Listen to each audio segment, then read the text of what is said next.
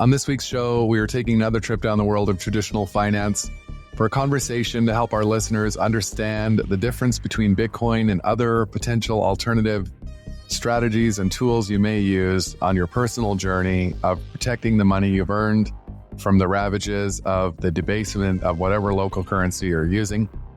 Our guest this week is Rajat Soni, who is a chartered financial analyst and a Bitcoiner, here to share some of his thoughts on how Bitcoin compares to other assets and how people should think about it as they are planning for their own financial futures. I'm Scott Dietels. I'm the CEO and founder of Block Rewards, and part of our mission in bringing Bitcoin to the workplace is helping people understand how it will help them. Today's conversation will hopefully give you some idea about how Bitcoin compares to other things you might do with your money and help you on the journey of what you should do with it if you do decide to buy some. Here we go.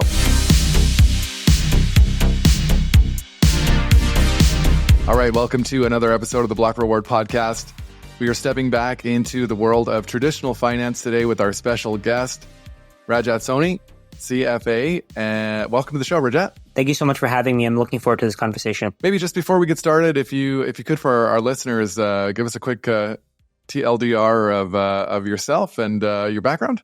I worked in finance for about 10 years. I have my CFA designation. I went to school for finance and accounting. I have a pretty deep knowledge of just how money works, how the financial system works.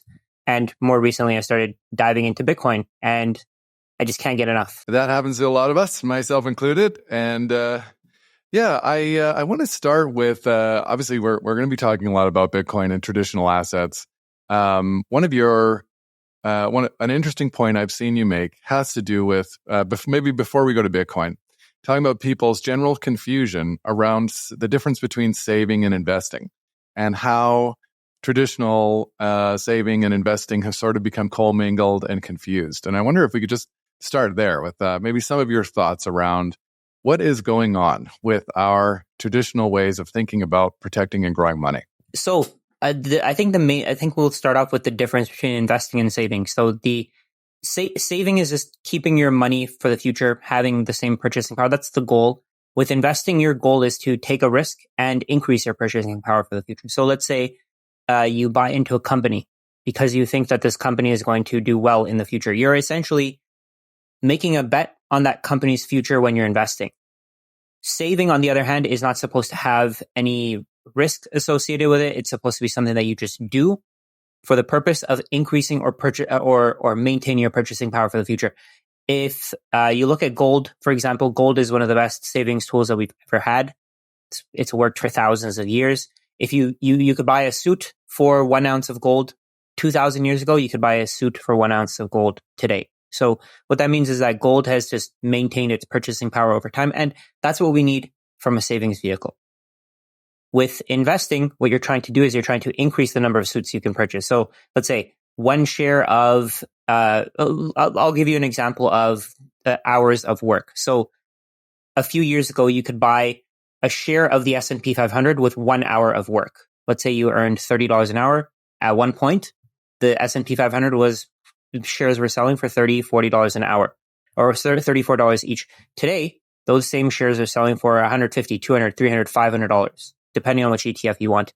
But your wages haven't increased. So what's happening is the S&P 500 has been increasing in purchasing power, but you're taking a risk because you're investing in companies that should be producing more and more value over time. So investing, saving, the difference is that you're either taking a risk or you're not taking a risk. And I think we've kind of lost the way of thinking. We've lost the right way of thinking here. So now we're thinking of it as investing is saving, because saving with the vehicle that we have, the US dollar, the money that the entire world uses, you can't save with it. It's not possible. Saving is not possible in the current environment. Unless you hold gold, even gold is constantly moving up and down in purchasing power. That's not really maintaining your purchasing power. I think once the world moves to saving instead of investing, we're going to be able to focus more on the short term, focus more on making the right decisions in the short term to take advantage of them in the long term. And I think that's the whole difference here. So when you're saving, you're trying to just maintain your purchasing power. When you're investing, you're trying to increase your purchasing power. And most people have confused. They've lost the plot here.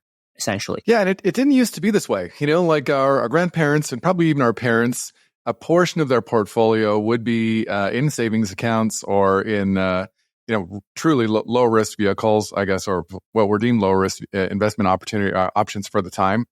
And we've sort of seen a gradual migration to 100% of people's assets being in the market. Like, this is not everybody, but it has become a much more normal thing.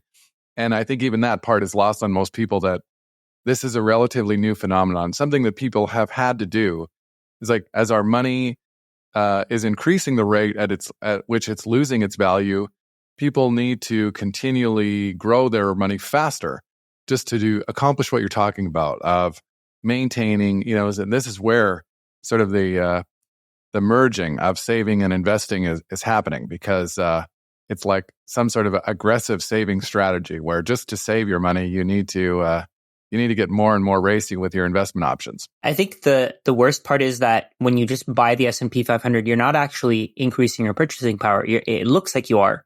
In theory, it seems like it, but the world is supposed... I don't know if you know about Jeff Booth's work, but essentially he showed that the world is supposed to be deflationary. Costs are supposed to be coming down. So the fact that our costs are going up and the S&P 500 is giving us a little bit higher purchasing power than whatever our costs are going up by, it means that the small group of people that owns the S&P 500 is exponentially growing their wealth, while the people who don't, which is something like 95% of the world, they're losing their wealth over time. And it's almost like a cheat code for anybody who actually understands how the financial markets work. Yeah, big fans of Jeff Booth on the show and of his work and ideas. And also Michael Saylor, does a great job illustrating when compared to the expansion of the U.S. money supply, the S&P 500 returns don't actually look that good. So the S&P might return 6-7% per year, which, if you're understanding rate of return compared to what they're telling us inflation is, or CPI of like 2%, that looks great. But if the U.S. money supply is actually expanding at something closer to 6 and 7%, this is where holding the S&P 500 may be just actually keeping pace with the expansion of the money supply. Yeah, that's exactly what it is. So the difference is what I think of as the theft. So anybody who's saving dollars and is not earning 7-8%, whatever the S&P 500 is giving them, they're having that difference stolen from them. So their cost of living is increasing, but at the same time, their money should be increasing in purchasing power by 8-10%. So the difference, 10 to 12%, maybe even 8 to 10%, is the theft. And that's the amount of money that they're losing because they're not being able to take advantage of the technological gains that we're experiencing. Yeah. And so maybe this is a great way to segue into the idea of Bitcoin. And Bitcoin is a savings technology and a framework for evaluating Bitcoin, in your opinion, as it compares to the other options that are available to people who are trying to protect and possibly grow their wealth. So I think the great thing about Bitcoin over, let's say, gold is that Bitcoin can actually be used as money. You don't require central parties to hold your Bitcoin. You can hold it yourself. You can hold with central parties, but you have the option to keep it yourself. The other option would be maybe stocks. Stocks are extremely risky. The company makes a mistake if they make a decision that their customers collectively don't like. If they do something if the executive team does something that really dilutes the purchasing power of their shareholders, I mean, there's a lot of issues there. There's a lot of risks there. Also, you can't take self-custody of your stocks. You still have to require a custodian to hold your shares for you, similar to gold. And then you have real estate. With real estate, of course, the problem is that you have to deal with tenants. You have to take on leverage. You have to borrow 80 to 90% of the value of the house in the beginning to actually take that house, to get that house immediately. I think one of the issues with this is that we're kind of feeding the monetary inflation with housing prices going up. And I think housing has become a speculative gamble at this point, because people are just buying houses to save for the future. They just think that house prices are going to go up forever. And they've assumed that they haven't really thought about the situation where maybe this isn't the case anymore. So I think housing is a lot more risky than people think, especially when you buy tons of rental properties. There are people with 30, 40, 50 rental properties, and they're not even making 200, 300K a year. So a lot of the money that's coming in to maintain the ownership of those rental properties is rental income. And then there's bonds. Of course, bonds are impacted by inflation rates. They're impacted by not inflation rates, interest rates. When interest rates rise, we saw how big the collapse was for TLT over the last maybe 2 years. The 20 plus year bond fund that we have, it's a bond ETF. It dropped 60, 70%. Not 60, 40 to 50%. Who would have expected that they could buy this essentially risk-free investment vehicle and lose so much of their purchasing power in the short term? Which retired investor would have thought that? I mean, I'm sure there probably are a lot of investors who lost a lot of money because of that, and now they can't retire. Maybe they're delaying their retirement. And the issue with this is that all these legacy investments, all these legacy assets seem like they're guaranteed, but they're really not. They're guaranteed with the printing of money. So let's say if you invest in a stock, let's say it's a bank.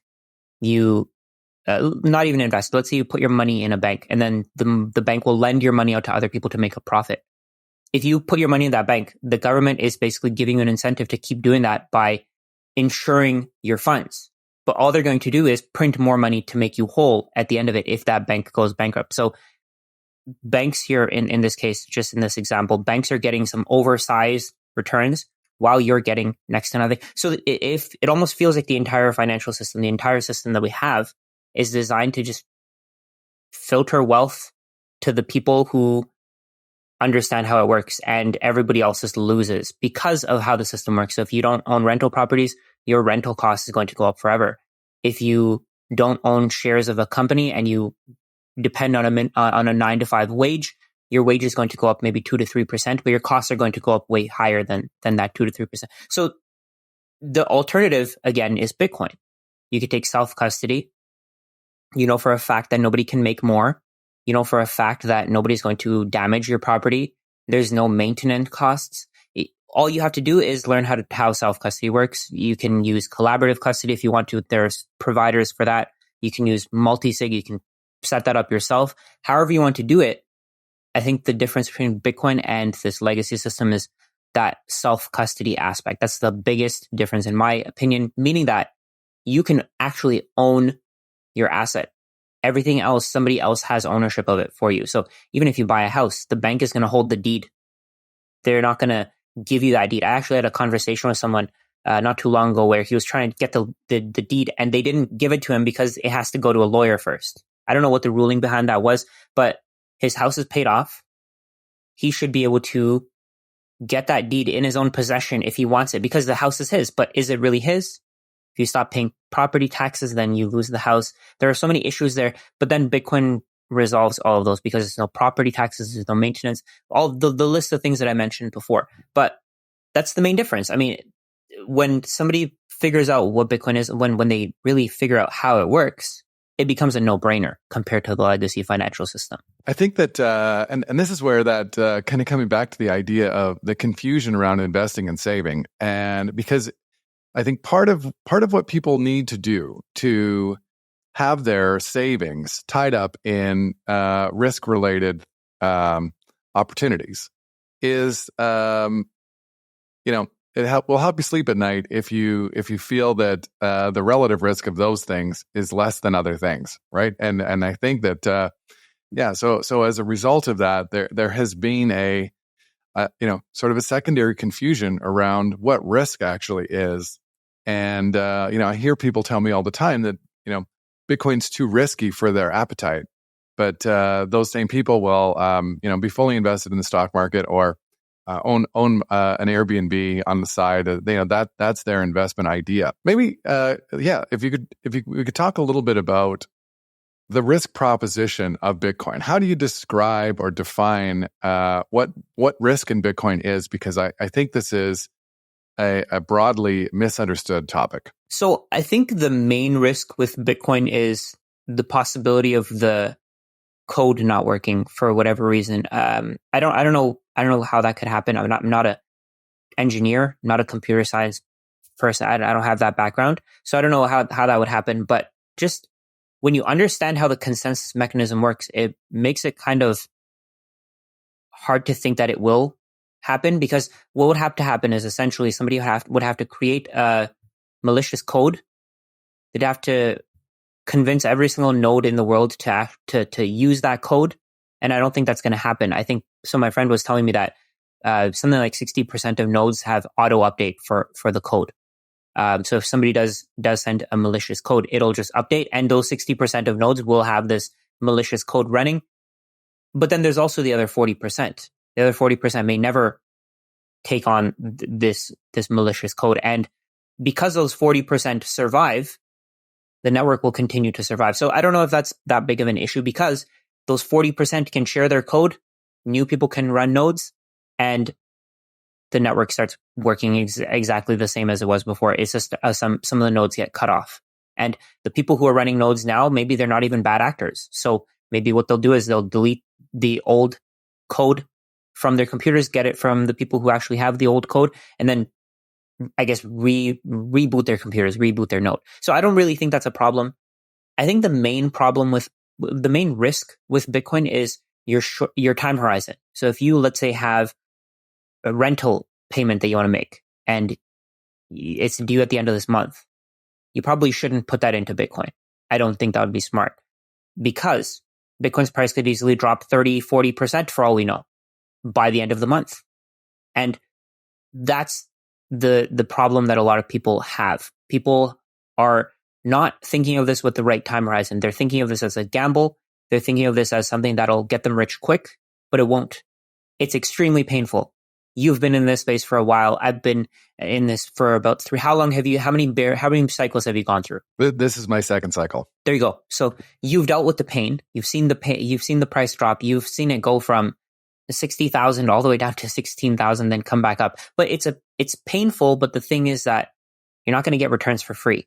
This is something that I read in. Do you know the book, The Psychology of Money? Great book. So he was saying returns aren't free. There's no free lunch. You have to deal with it. You have to deal with the volatility that comes with whatever market you're in. So let's say the stock market. Stock market isn't as volatile as Bitcoin, but your returns are never going to be as big either. When you have those 80% drawdowns, they're happening because people see those massive returns and they just gamble. They put as much money into it as they can. They borrow as much money as they can. They take a second mortgage and they buy as much Bitcoin as they can. And then as the price starts coming down, because they're the last ones to buy, as the price starts coming down, they panic and they sell. And now they're left with less money than they started with, and they have to pay off their second mortgage. But now they have $100,000 balance left over, for example. I think this is the main issue. I think taking on debt to buy Bitcoin is, as long as the rate is low, I don't think it's a bad idea. But but only if you have a long time horizon. If you're taking on debt and you're buying Bitcoin and you have a year time horizon, I think you're stupid, because anything can happen in the next year. And maybe it doesn't recover for another 3-4 years. So the time horizon is probably the most difficult thing that people will deal with as a risk over the next few years. I think it'll take some time for people to figure it out, because at the end of this bull market, there's definitely going to be people buying who think, oh, I'm going to get rich within the next 6 months. I'll just put everything I can. I'm going to borrow against my house. I'm going to put everything in this thing. And they're not going to study it. And that's going to be the problem. I think the third issue. So the first one was malicious code. Second one was time horizon. And I think the third issue would probably be people not completely understanding what cold storage is. If they leave their Bitcoin on an exchange, it's like going to, I heard this example from someone. It's like going to a grocery store, buying food and just leaving it there, and then expecting the grocery store to take care of it for you. They're probably not going to. They don't really care about you as an individual. They care about making money. So who knows, maybe they'll resell the food that you have. But that's exactly what these exchanges are doing. These exchanges are taking your Bitcoin, you're buying Bitcoin and you're leaving it with them, and they're relying on you to trust them. But then they turn around and they kind of backstab you. So they sell that Bitcoin to someone else, or they lend it to someone else. And then whoever they're lending it to maybe can never pay them back, or whoever they sold it to was a smart person and the price skyrockets and they can't get that Bitcoin back. You're in trouble either way. You're the one who loses Bitcoin because nobody can print more Bitcoin. So if you leave it on an exchange goes bankrupt, you're going to lose everything. If they can't get your money back, you're not going to get anything. So all those things combined, I think, are probably going to be the biggest reasons for why people lose money with Bitcoin. But that's not Bitcoin's fault. I would say that's something that's education. At least the last two, they're based on education. Maybe the first one could be a problem long term, but I don't really think it will be. I guess we'll see. Yeah, and I think you make some great points, like the risk. I think when people think about Bitcoin being risky, what they're articulating is the risk that after they buy it, the price might go down. When what they should be worried about is the first one that you're talking about, the unlikely event that something was to actually go wrong. Bitcoin has been running without error since it started running, so it works just fine. There's no reason to think that that's going to change. But yeah, I think that it's starting to understand that how and I think it's helping people get to a place where they have some trust and confidence in the continued correct functioning of this thing that is now 15 years old. And at what point, 20 years, 25 years, or do we just decide that, yeah, this thing is likely to continue to work forever? You have some big ideas about Bitcoin's ability or theoretical ability to start engulfing entire asset classes as more and more people understand and get comfortable with this, the likelihood of Bitcoin's continued, working. I don't think it'll take over asset classes completely. I think there'll still be stocks. Let's say companies like Apple, if they keep innovating, if they are able to maintain their moat, of course, they'll survive. There will still be investors, but I think fewer people are going to be investing just passively because they won't need to. They're not going to need to put, let's say, $500 a month into the S&P 500 every month for the rest of their lives. And then that's not going to constantly increase. What they can do is they can just get paid in Bitcoin and store that Bitcoin. So I think what's going to happen is it's going to take a lot of the monetary value out of other assets. Like, let's say real estate, for example. Real estate, it'll have value as a utility item, but I think the world won't see it as an asset anymore. I think they'll see it as a liability. So people are going to try to own as few of them as they need. Let's say you need a car. A car is a liability. It's not an asset, but people have them because they need to get from place to place. People will still own houses. Houses will still have a certain value just based on location, based on certain different factors. But in terms of Bitcoin, the price of a house is going to decrease significantly. I think price of a house is going to go less than 1 Bitcoin because so many people own extra houses. There are people who own thousands of houses. There are companies that own thousands of houses, literally thousands of houses.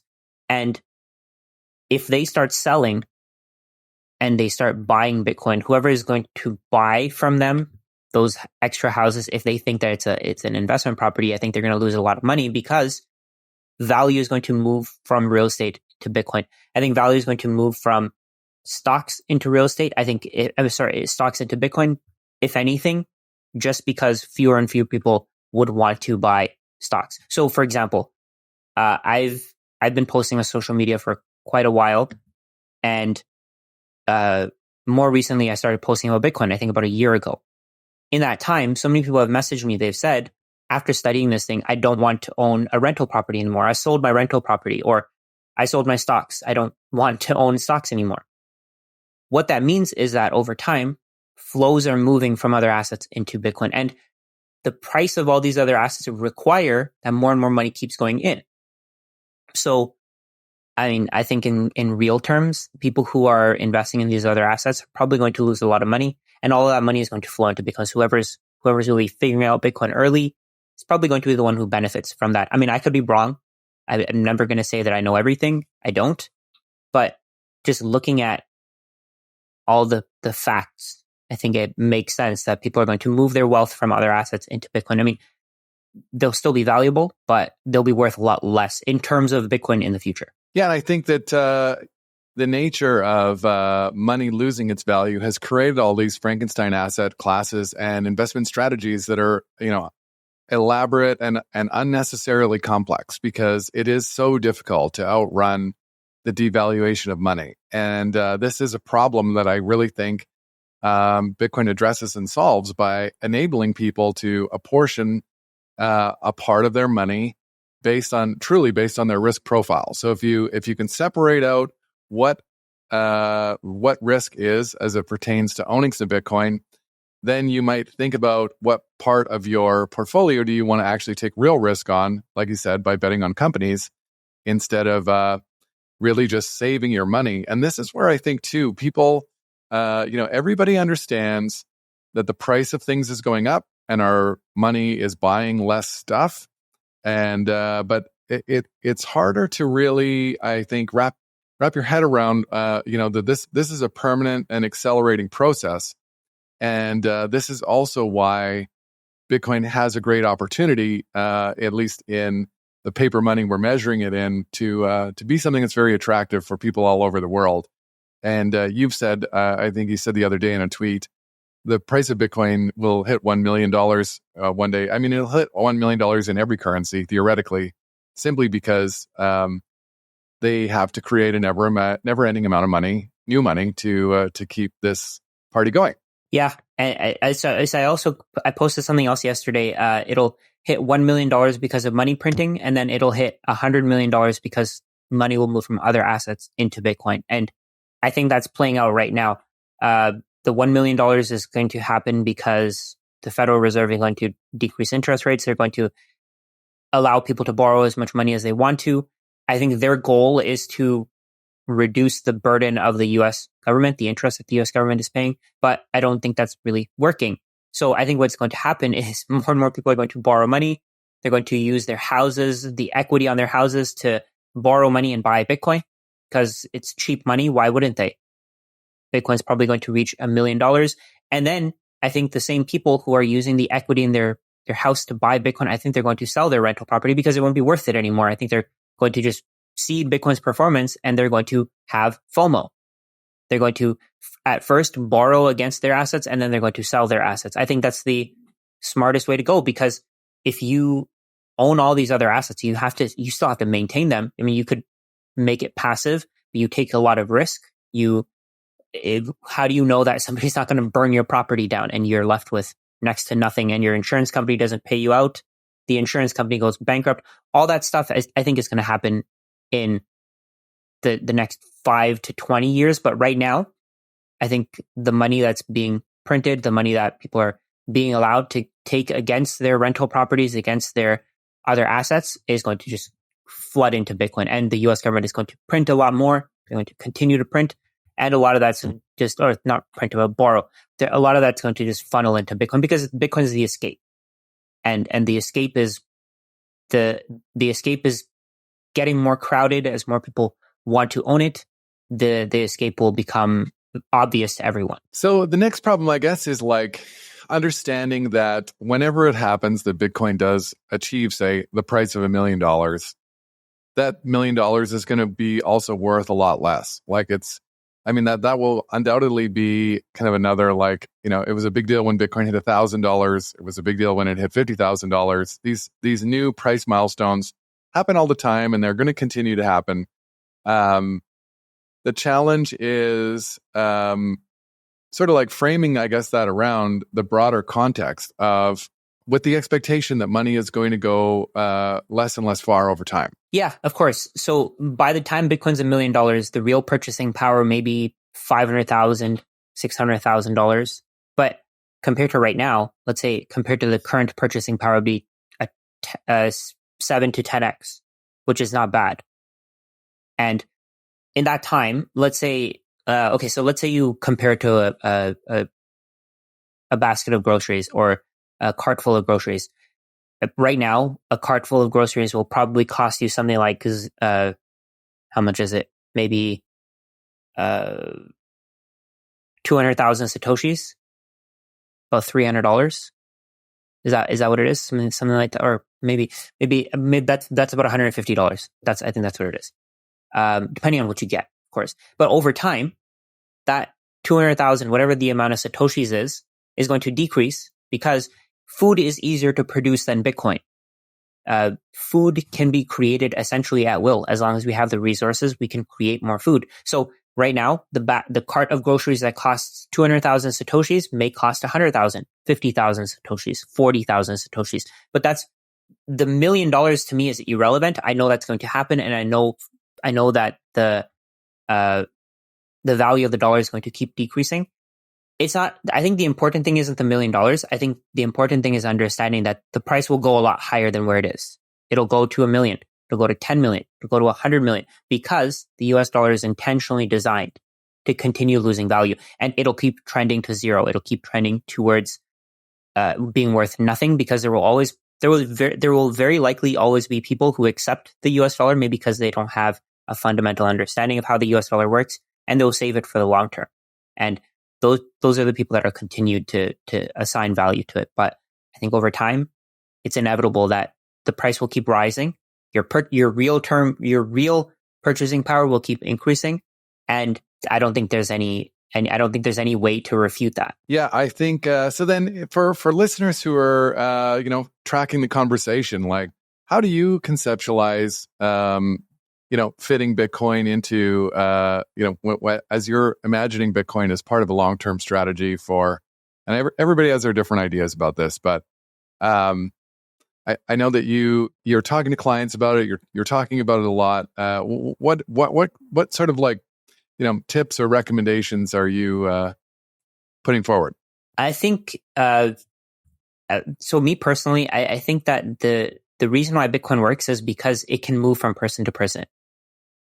You can borrow against it, and of course that'll probably work in the short term, but I feel like borrowing against it is just fueling the current financial system. I think the current financial system is going to break because so many people are going to borrow against Bitcoin.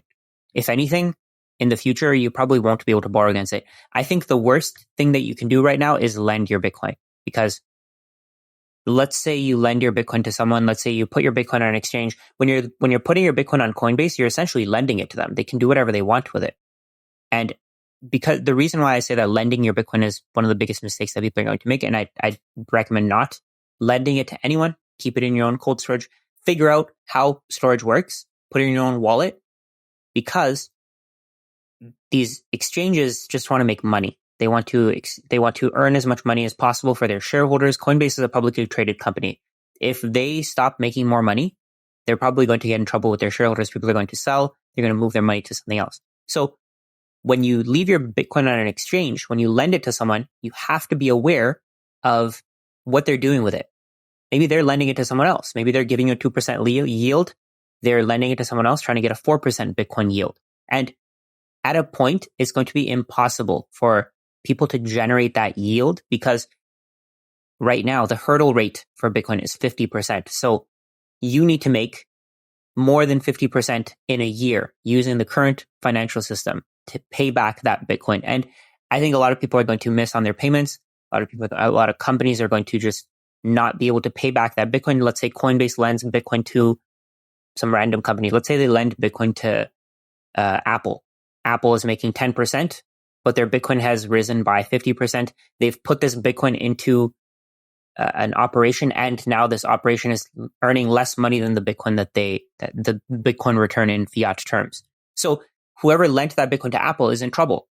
Whoever was the beginning of that chain of custody, they're in trouble. They're not going to get their Bitcoin back. And I think this is I'm not saying Apple is the company that's doing this. I'm just giving a general example. But lending your Bitcoin is extremely, extremely risky. When you're buying the ETFs, you're essentially lending your Bitcoin to BlackRock. BlackRock can do whatever they want with it. I'm sure they're not going to move that Bitcoin around or lend it to someone else.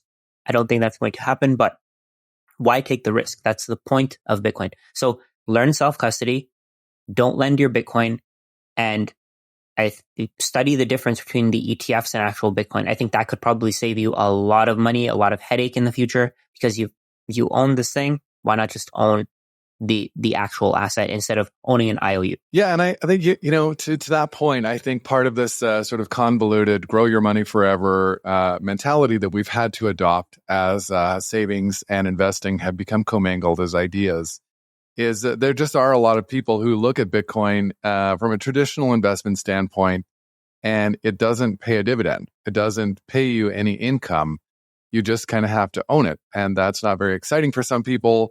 And it's another thing I think that people have kind of confused, because it really is about, I think, you can buy Bitcoin as an investment because because it is likely to increase in price in paper, whatever paper money you're measuring it in. But you're really buying it as a way to own something that's finite, that's in your possession, as you were saying, and as a way to sort of like put money under your digital mattress. And the fact that it doesn't pay you a dividend, that's not a bug. That's actually kind of the way things should be, because this is like a law of conservation of energy. Like you shouldn't be able to create nothing out of something, something out of nothing. And so I think that there is a lot of people who are new to Bitcoin who are eager to find ways to earn 2 or 4% or whatever as a top up on top of what is and has been by far the best performing asset in just about any long time frame since it's existed. I think that's going to be a big problem for a lot of people because, for example, the SEC recently approved options trading on Bitcoin. And for anyone who doesn't understand what options trading is, it's essentially just I'll give you just a very basic highlight. So you can sell something called a call, or you can sell something called a put. A put gives you the right to buy the asset at a strike price, a call gives you the right to buy an asset at the strike price, regardless of how high the price goes. So let's say you buy a call with a 50 strike on the IBIT ETF, and the IBIT price goes to $100. You can still buy it for $50. So what a lot of people are doing now is they're selling these calls because they worked in the legacy financial system. The legacy financial system isn't very volatile. So they're selling these calls and they're not realizing that they're essentially taking an unlimited risk. So if they just held the Bitcoin and they didn't sell those calls to make a 2 to 4% yield, then they could actually experience that 100, 200, 300% return that's probably going to happen at some point. Maybe it'll happen overnight. Maybe it'll happen over a weekend. But I think a lot of people are going to get screwed because they're going to want that 2 to 4% return and they're going to miss out on everything else. So I would say, that's probably the riskiest thing that you can do.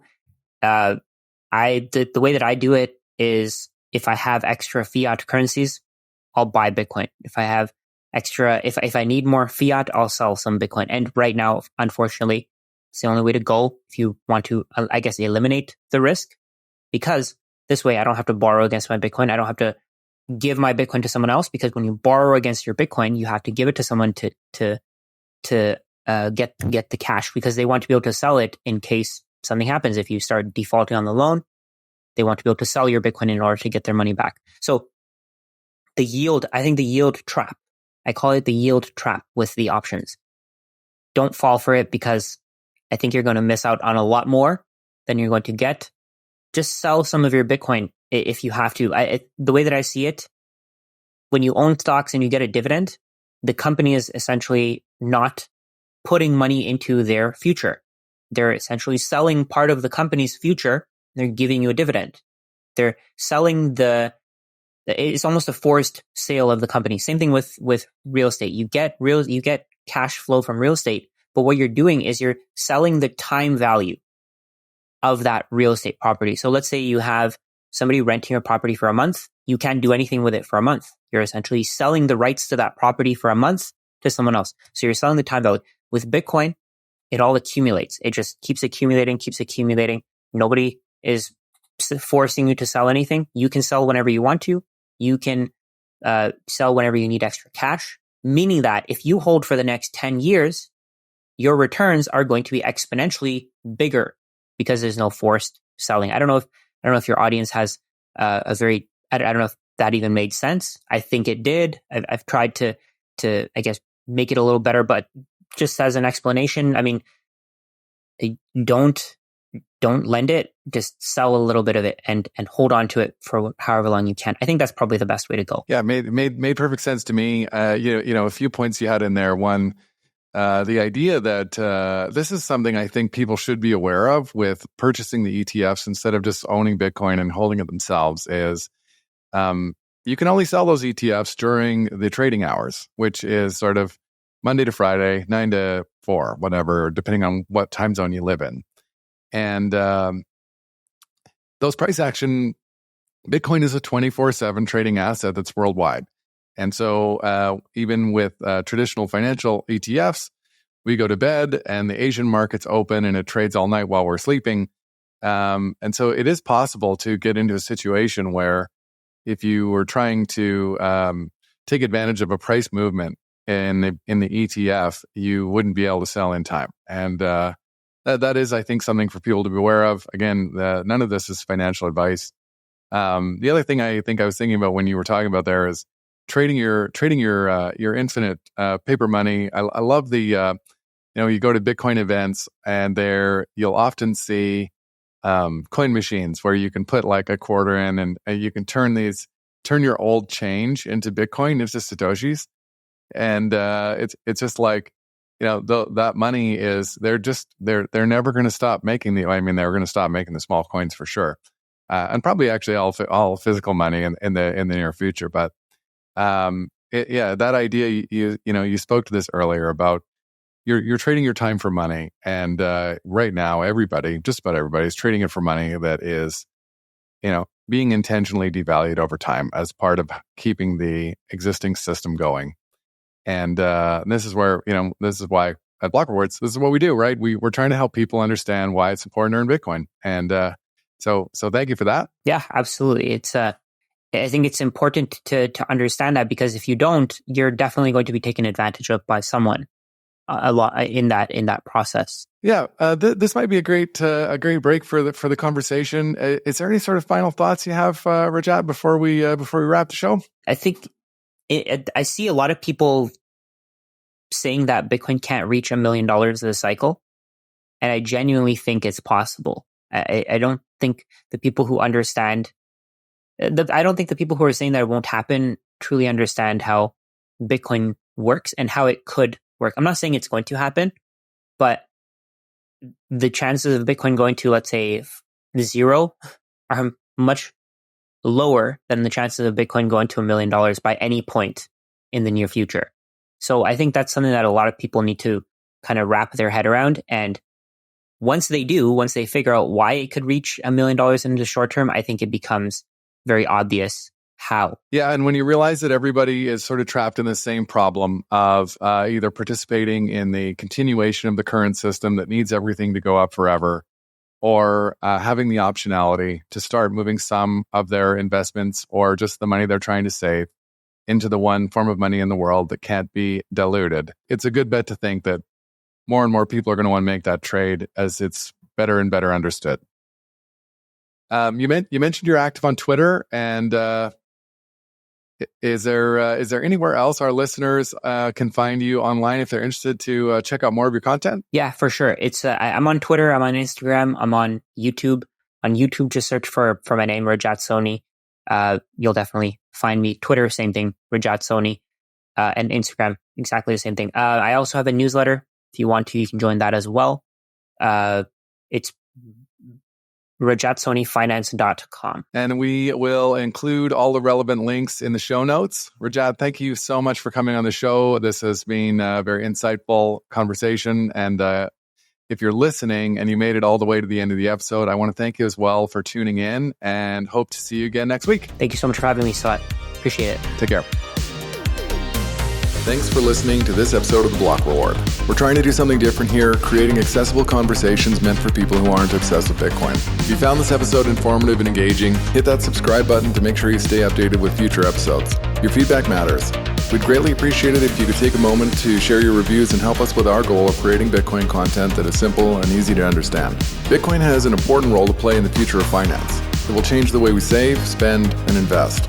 Discover why Bitcoin offers a game-changing opportunity for forward-thinking employers by visiting blockrewards.ca. Block Reward's mission is helping Canadian employers implement strategies for integrating Bitcoin into compensation and benefits, supercharge your recruitment and retention strategies, and help your team members plan for the rising cost of living by rewarding their work with the hardest money ever invented. Special thanks to our top sponsor, Paramount Employee Benefits Consulting, Canada's only Bitcoin forward benefits and pension advisory. For more information, find them at paramountbenefits.ca. Big shout out to Podigy, our production team that makes all this possible, and BMX Escape for producing our music. Bitcoin is an expansive and dense topic many people walk away from early. To Bitcoin enthusiasts looking for that podcast they can share with friends, family, and colleagues, one they'll actually listen to, we hope that is us. The content of these conversations is meant to be provided for information purposes only. Nothing here is investment advice. Bitcoin is a big topic. Be sure to do your own research before making any personal financial decisions. Thanks for listening.